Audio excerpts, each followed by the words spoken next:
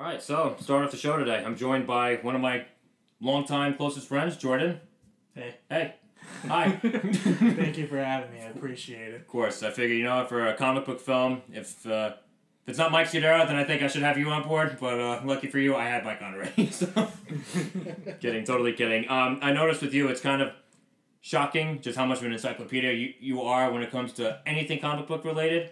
I think you know more about comic books than I do about movies because it's stuff that you just come up with out of nowhere. It feels.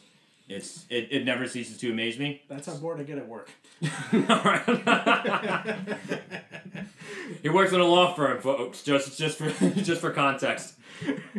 And I also hear that you've moved forward in the process to become a police officer, right? Yes, I have.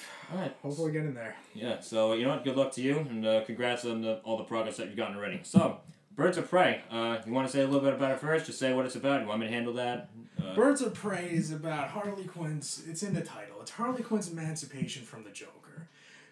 They broke up. It's something that's never really been done before. It's never been translated into an adaptation in real-life action. We've seen it before in the comics. We've never seen it before in live action. And I will say, honestly, this was a much better adaptation than I thought I would have gotten from a movie in this concept. Especially one from Margot Robbie's idea herself. Would have never seen it coming. Yeah, and honestly, I think the main reason this movie works so well is because of Margot Robbie. She does such a fantastic job bringing this character to life. And again, I've said this before on previous episodes too. I never got around to watching Suicide Squad, and based on what I've heard, based on what I've seen as far as footage online and stuff like that, I don't plan on fixing that anytime soon. So, but from what I do understand is that Margot Robbie is one of the main reasons to watch anything having to do with the Suicide Squad or basically the DCEU, right? This is a DCEU, right? This is the DC Extended Universe, and she embodies this role. Mm-hmm. I have to say, I would have never seen it coming from Margot Robbie. I mean,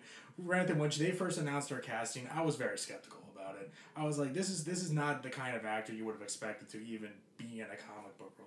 You've seen the other things she's been in. Yeah, The Wolf of Wall Street. And I never thought she would have gone from Jordan Belfort's outrageously attractive wife to, this batshit crazy supervillain.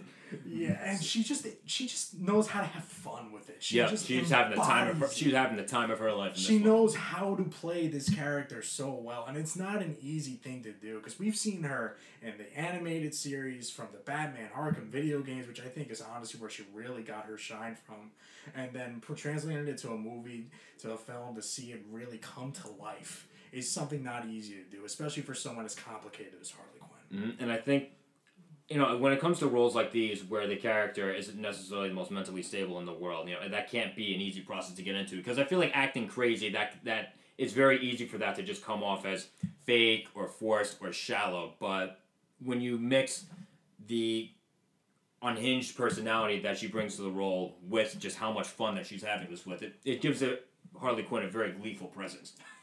And so I think that's what helps her stand out from other people trying to portray someone who, not necessarily is the most stable person in the world. And building on the point that Harley's not the most stable person in the world, she's also the narrator in this film. And while the story and how it's told has kind of like a scattershot and an unfocused way of going about it, that works here. Because, again, Harley Quinn's the narrator and, her mental state matches with how they go about this story. Exactly. It's just her personality. That's how she tells everything. That's how she explains everything. Even in the comic books and the video games, anything she's in, that's just how she tells it. Yeah. She does not know how to stay focused. She keeps moving back and forth and back and forth. And that's one of the main things that I did like about it. Just the way that they were able to tell it in the perspective of Harley Quinn. Because at the end of the day, this is Harley Quinn's movie. Yeah, of course. And, that's proven through the characterization of all the different characters here. What do you think of how the rest of the Birds of Prey were characterized, how the role that they played in this film overall? What did you think of that? I wish that we saw more of Black Canary. Black Canary? I thought that she had such an interesting backstory. I wanted to know more about her and how she was brought up. Because we know the general backstory where they explain that. Yeah. I just wish we saw more of it. I kind of felt like with the rest of the team, they had their own backstories. I guess they kind of had their own personalities, even though personally I feel like their personalities just blend into each other, so it makes it harder for them to stand out. And in the end, they kind of just made it feel like that they were just there to round out the team. In a way, they kind of felt like stock characters to an extent. And I don't know if maybe you can develop it more with the sequel, because I'm sure, you know for a fact that when they first sat down to write this screenplay, they were thinking, okay, how many sequels can we make? But at the same time, I'm not sure if that's going to happen, because the box office returns from this movie weren't particularly strong, which I was very shocked to hear. I honestly have no idea why the box office returns were so low. I have no theories on that whatsoever. But going back to how the story is told, I thought the voiceover was a bit excessive. I felt like it just kind of, I don't know, it just felt like it was taking the easy way out in explaining certain things. And again, I'm not one of these guys who's like, oh, voiceover is the mark of a terrible film. I mean, look at Goodfellas, look at The Wolf of Wall Street, look at American Hustle, 3 of the greatest films that I've ever seen. All are chock full of voiceover. But at the same time, it just felt like it was done right there. It just felt like it was put in the right place there. Whereas here, it just felt like it was simplifying things too much. It was glossing over certain things too much.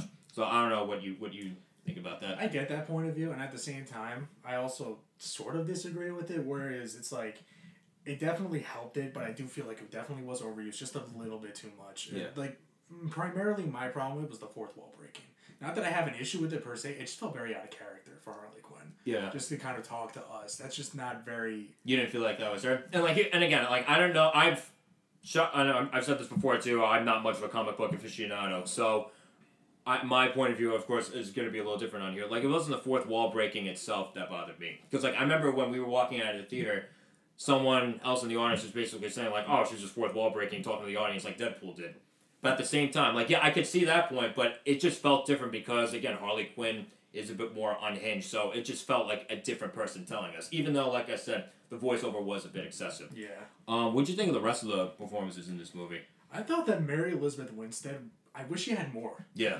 She was way too good to not have enough. I didn't think, and again, one of the bits of her personality that we actually got to see in this one was that she's very, very awkward. And, from Mary Elizabeth Winstead going from Ramona Flowers and Scott Pilgrim vs. the World to 10 Cloverfield Lane, it's nice to see her pull off, this kind of just, socially awkward misfit, but at the same time has this just really strong and tenacious, I know English, tenacious personality, and I thought that it was nice to see her pull off something like that. And of course you have Obi-Wan Kenobi, totally killing it as the villain. Black Mask, oh man, Black Mask, that's not an easy thing to pull off. Mm-hmm. For someone who's, especially the way that they took the character, the way that they decided to portray him. The comics, he's a womanizer. Yeah. Yeah, I mean, they got that part down where he hates everyone, he hates women and everything like that. But to make him what they made him in this movie, it worked. Do I agree with it necessarily? Not really, but at the same time, this is a different interpretation of the character, and it made it work for what it was.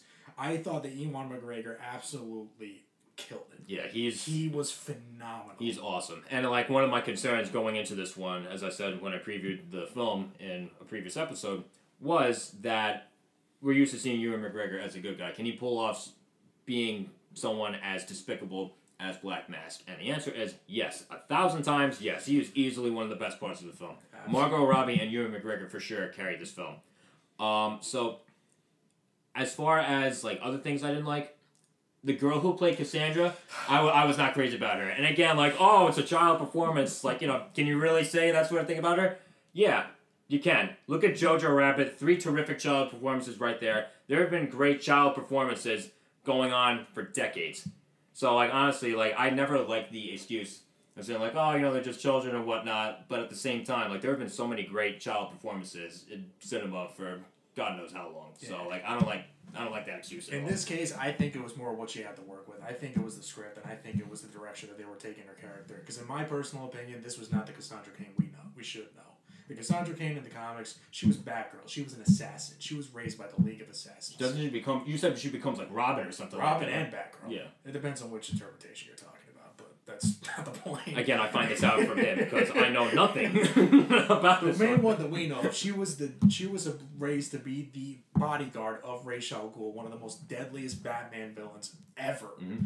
And then we got her as a pickpocket thief. Yeah. That's not the Cassandra. I feel like they didn't have to call her. If they did not call her Cassandra Cain, it would have been fine either way. Yeah. But her as a character, she didn't have much to work with. Yeah, I can see where you're coming from there. And again, maybe that's something where, again, if a sequel actually happens, which, again, who knows at this point, then, do you think that that there could be other things for her to do if they make another one of these. With the direction they took it with Harley Quinn, I don't want to get into spoiler territory. Yeah, I was gonna say, I should have said that, like, you know, we don't, like, I don't like doing spoilers, because you know my story, you know my history with getting spoiled twice for Avengers Endgame, my favorite Avenger gone.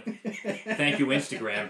Anyway. But with the direction they took it in, I don't know where they're going to take it. Because this is a completely different, unless they do some kind of crazy stuff they just pull out of the blue with the Batman coming out and everything. We don't know where that's going to be. We don't know if that's going to be separate from this.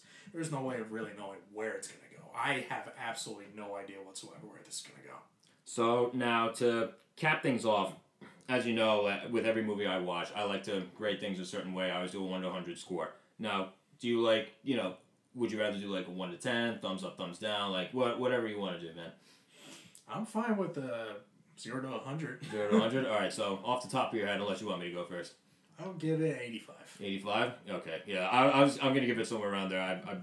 I give it like an 80, an 83. Because, again, the film is so much fun. It's hilarious throughout. It's a very, very funny movie. But at the same time, you know, it had more to offer than that. And I forgot to mention, too, the action sequences are terrific. There's something that felt very fluid, but also just felt different, felt unique in some kind of way. Yeah, it definitely did, especially when Harley Quinn's on screen and the kind of stuff she was pulling off against all of these guys that she was beating down. Oh my God! Just thinking about it, oh my God, you felt it. Yeah, as a man, no. But no, in all seriousness, the film is a lot of fun. It's a lot more. It has a lot more to offer than I thought it would. It was very colorful, very, very energetic too. It kept my attention throughout the entire runtime. But again, there were certain things that weren't perfect about it, and particularly with its screenplays, probably where it falters a little bit. But overall, definitely worth watching. I think it should make more at the box office than it has been, because there have been a lot worse movies coming out that have made so much more than this one has. So honestly, I'm going to stick with an 83 on this one. Yeah, I'm still sticking with an 85. This is definitely a movie where even if you're not a comic book fan, you can just turn off your brain and you can just have a good time with it. Yeah, exactly. That's the approach that I had going into it, because I say, again, 3 times now, I know nothing about the floor at all. So on that note, Jordan, thank you for being on with me today. Thank you for having me. I appreciate it. It's great having a conversation with you. Yep.